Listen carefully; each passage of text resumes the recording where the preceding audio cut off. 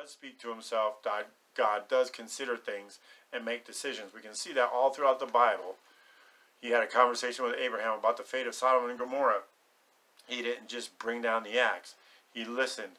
And if you want to think that he just orchestrated that whole thing and he never considered anything anyone ever said, that's your choice. But there's so much evidence that he even regretted some of his decisions. Not because they were bad decisions, but because of what we did with those decisions. It grieved him.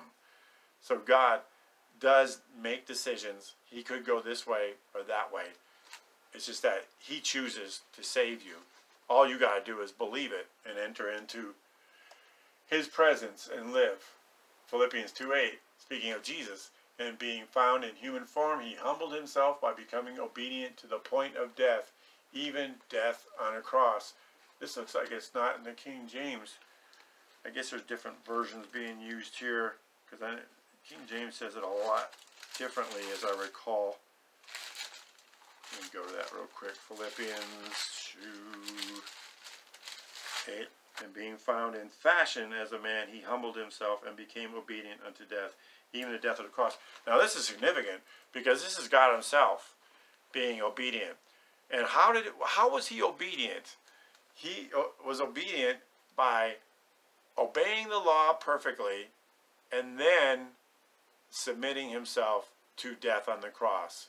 And it wasn't just any death on the cross, because I know a lot of people died on the cross. But there's only one who can die on the cross and take away the sins of the world.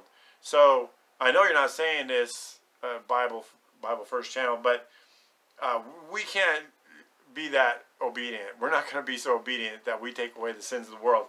We can't even be obedient enough to take away the sins of one other person or ourselves. So I'm not sure why that one is in there, because we are not supposed to be like Christ.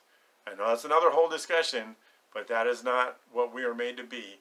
We are individuals. He is an individual. He is our God and Savior. I am not going to be like the Savior. Yes, I follow him. Follow him means I trust him, but I'm not made to be like him. And I know there's that verse at the end of 2 Corinthians 3:18 that I used to have that one down. Let me just go to that one real quick, because I love that one.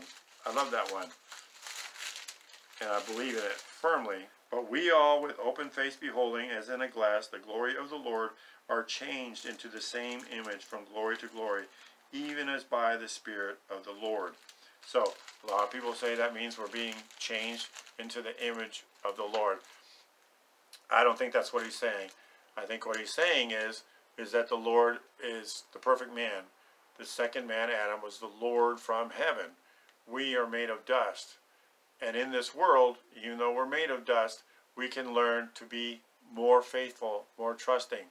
The Lord, after all, trusted perfectly. So, from glory to glory, I'm more glorious, hopefully, theoretically speaking, than I was yesterday, in that I trust more like he did. But he trusted perfectly because he is God in the flesh. I am not God in the flesh. I'm not going to become God in the flesh. If you have a religion that says you're going to become a God someday, I suggest you drop it or look real hard into it, because it's got all kinds of flaws. You're not going to become God in the flesh. You're not going to become Christ. He doesn't want you to become Christ.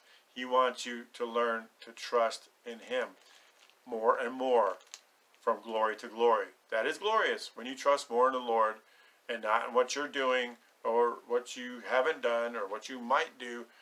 That is much more glorious, because we just don't have it, folks. We don't. But he does it, and he lets us come alongside and do it with him. That's the beauty of it, that he is so gracious to let us do that.